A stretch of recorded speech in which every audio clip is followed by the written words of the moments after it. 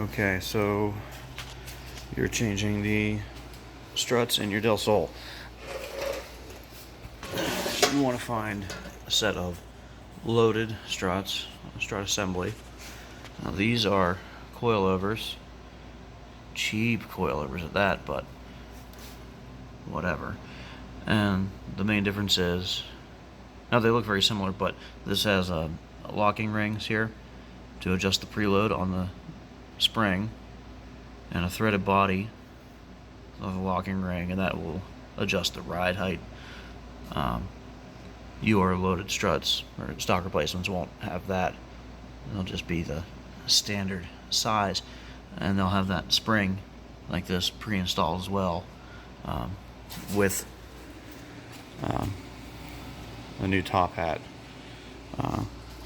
So what you need to do for the front anyway is move your brake line as it attaches to your strut body. There is a fork here that attaches to the lower control arm, and that bolts up right down here. So break that guy loose, and then these two nuts on the top come out, and you should be able to lower the strut from the strut tower on the top and angle it out of there. Now if you run into problems getting it out of there, which is quite possible, you may need to move this axle out of the way, just generally kind of clear some space. So what you want to do is remove the axle nut so that the hub is free to move, and the lower ball joint right here, to break that loose. Now these can be stuck on there pretty bad, so a little prying may be in order, the pickle fork or some manner of pry bar, and that will allow you to swing this out and pull the axle from the hub, and then you can drop it out of the way a little bit, and that can help you clear the forks. As you can see, the axle goes right between the forks, and that can interfere sometimes, but yeah, that's the thing. So it's really pretty simple. What you mentioned, you want to change some other components while you're in there.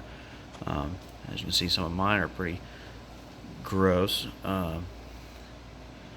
You want to inspect your upper and lower ball joints. This is not looking wonderful. Upper and lower ball joints. Your tie rod end is for the steering rack, as well as your CV boots on the axles.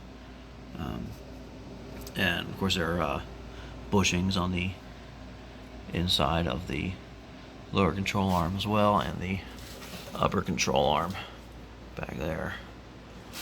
Those can wear out. The back is much easier. Again, it's bolted to the lower control arm, just like the front, and the strut tower is in your trunk behind all this carpet. I can't really get to it just yet, but pull the carpet up, you'll see it, trust me.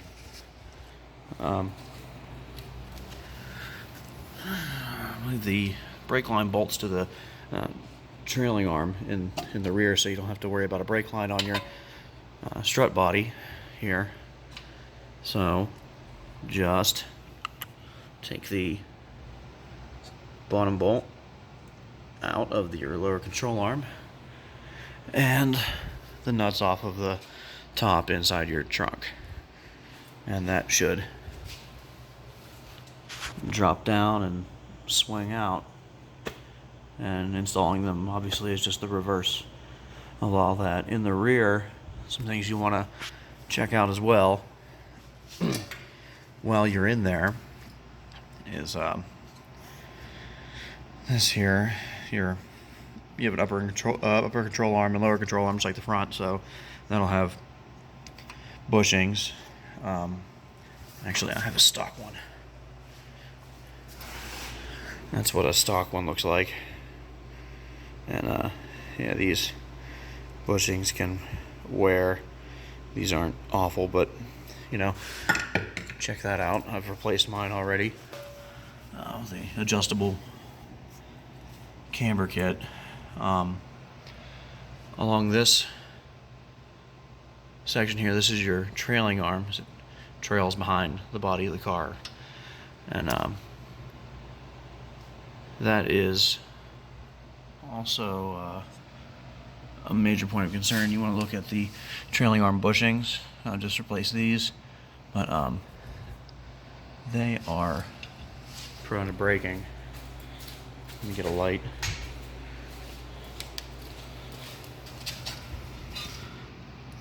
You can see that it's just a big round bushing. Now it's got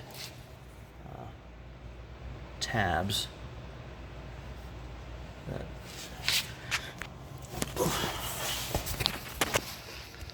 right there on either side attached to the body of the vehicle, and that metal bit that runs through goes through the bushing right through the middle there, and it's just got rubber supports on the top and bottom, and those tend to rip and break, essentially making this thing useless. So definitely check that out. It is not a fun job to do. Take the whole control arm out, and in most cases, unless you have a Honda trailing arm bushing tool or similar one that you can finagle up in there, but it's very difficult. So dropping the whole arm and pressing it out with a hydraulic press is the way to go, if possible. Also,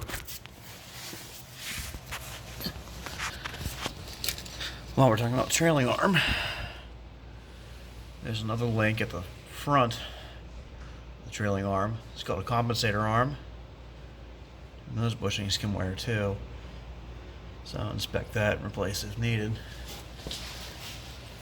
And if you so choose, you can go ahead and replace your lower control arm as well. Got the Function 7 in there, or some kind of knockoff. I really don't know. But yeah, these bushings can wear as well.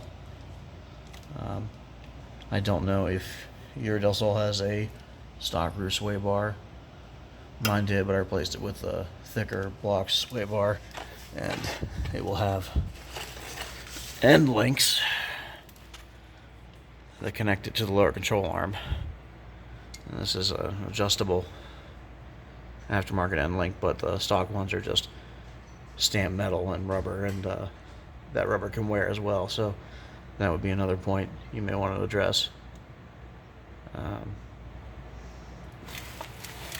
Yeah, it's not terribly complicated, but it can be a real pain sometimes getting these bolts out, especially this one on the hub.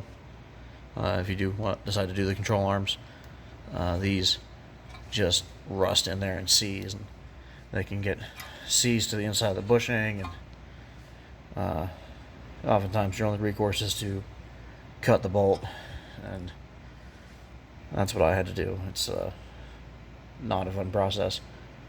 But in my experience, the bolt on the bottom of the strut wasn't too bad. So I guess that's just a case-by-case thing. Let me know if you have any more questions.